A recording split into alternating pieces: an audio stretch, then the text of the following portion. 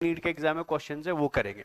तो चलिए शुरू करते हैं अपना आज का जबरदस्त टॉपिक, और टॉपिक हमारा है मेंस्ट्रुअल साइकिल। ठीक है, चलो बच्चा, अब मेंस्ट्रुअल साइकिल को पढ़ाने से पहले ठीक है एक सिंपल सा मैं यहां पे चीज लिखना चाहता हूं जो आपको समझना बहुत ही जरूरी है, और वो है रिप्रोडक्टिव साइकिल।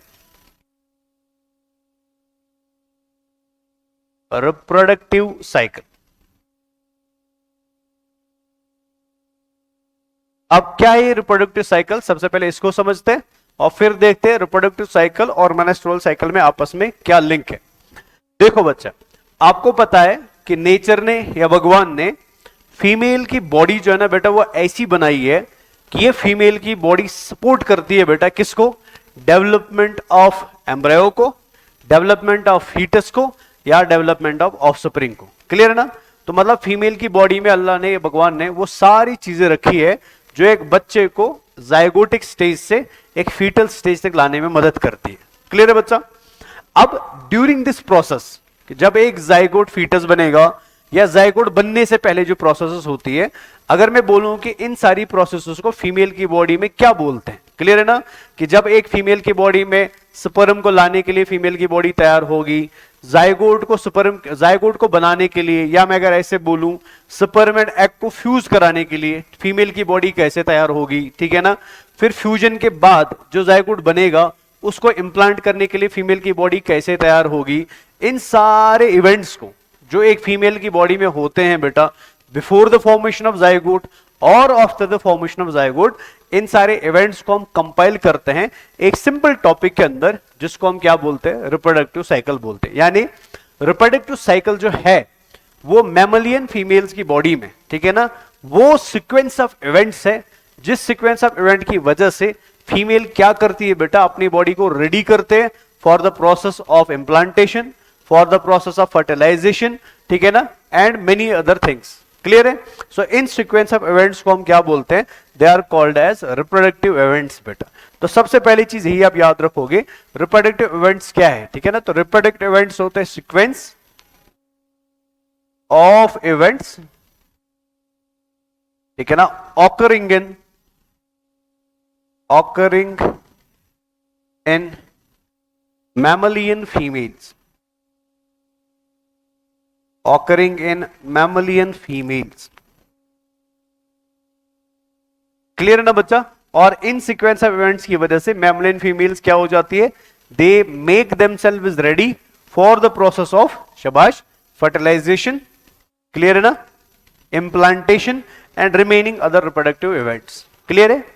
अब मेंस्ट्रुअल साइकिल और रिप्रोडक्टिव साइकिल का आपस में क्या लिंक है वो समझते हैं। देखो बच्चा, मैंने यहां पे क्या लिखा, मैमलियन फीमेल्स, ठीक है ना बच्चा? अगर ये मैमलियन फीमेल जिसका मैं यहां पे नाम लिख रहा हूं, ये एक प्राइमेट है बेटा। क्या है?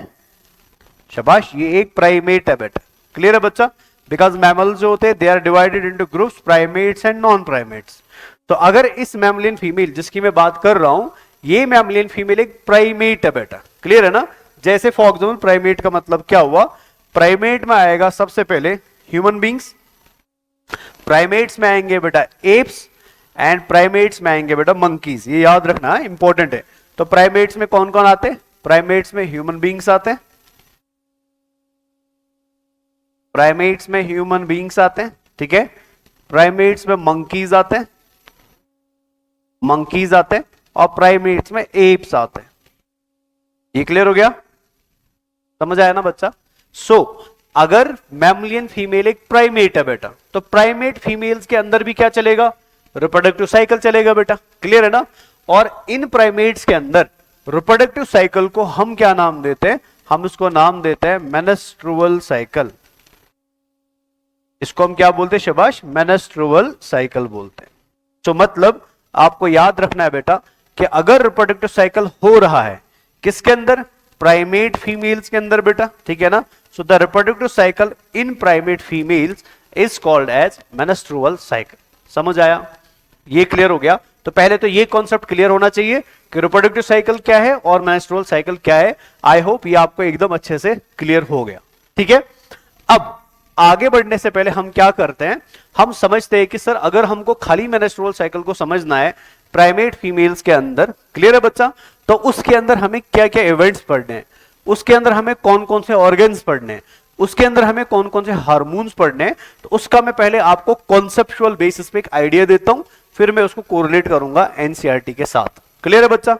तो चलिए आगे बढ़ते हैं और इस इवेंट को बहुत अच्छी तरीके से समझने की कोशिश करते हैं। ठीक है, नजर रखिए प्लीज ध्यान से। अब ये जो मेनेस्ट्रुअल साइकिल मैंने यहां पर लिखा बच्चा, ठीक है ना, सो अगर मैं प्राइमेट फीमेल की बात करूं, ठीक है, तो ये मेनेस्ट्रुअल साइकिल जो है बच्चा, ये ऑन एन एवरेज चलता है, ठीक है, 28 टू 29 डेज का। याद रहेगा, ये आपको एग्जाम में पूछा जा सकता है, ठीक है ना। तो मेनेस्ट्रुअल साइकिल प्राइमेट फीमेल्स के अंदर कितने दिन तक चलता है, तो आंसर आएगा 28 टू 29 डेज तक बेटा। ये क्लियर है? अब ये 28 टू 29 डेज के अंदर जो भी चीजें फीमेल की बॉडी में होंगी, चाहे वो उसके हार्मोन्स में चेंज आए, चाहे वो उसके ओवरी में चेंज आए, या चाहे वो उसके यूट्रस में चेंज आए, समझ रहे हो ना बेटा। सो इन सारे हार्मोनल चेंज को या इन सारे change of ovary and uterus को बेटा हम क्या बोलते हैं? हम बोलते हैं मेनेस्ट्रुअल साइकिल बोलते हैं। ये क्लियर है? तो अगर मैं मेनेस्ट्रुअल साइकिल को यहां पर डिफाइन करूं, तो मेनेस्ट्रुअल साइकिल को हम कैसे डिफाइन कर सकते हैं? तो menstrual cycle can be defined as all the events, ठीक है ना, all the events occurring in hormones, ठीक है, और या ऑल द चेंज लिख सकते हैं, ऑल द इवेंट्स और चेंज बेटा, ठीक है, change in hormones comma ovary comma uterus बेटा, ठीक है ना। तो ये जो सारी चेंज आ रही है किसके अंदर शाबाश? हार्मोन्स के अंदर, ओवरी के अंदर एंड यूट्रस के अंदर बेटा। किस टाइम इंटरवल में? बिटवीन दीज 28 टू 29 डेज बेटा। इन सारी चेंज को हम क्या बोलते हैं?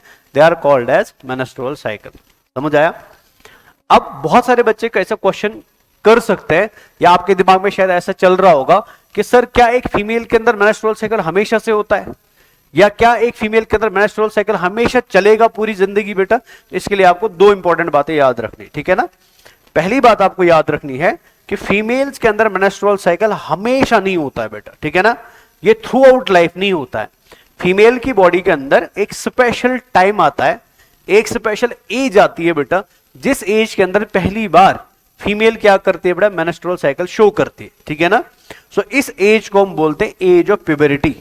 क्या बोलते हैं शाबाश? This is called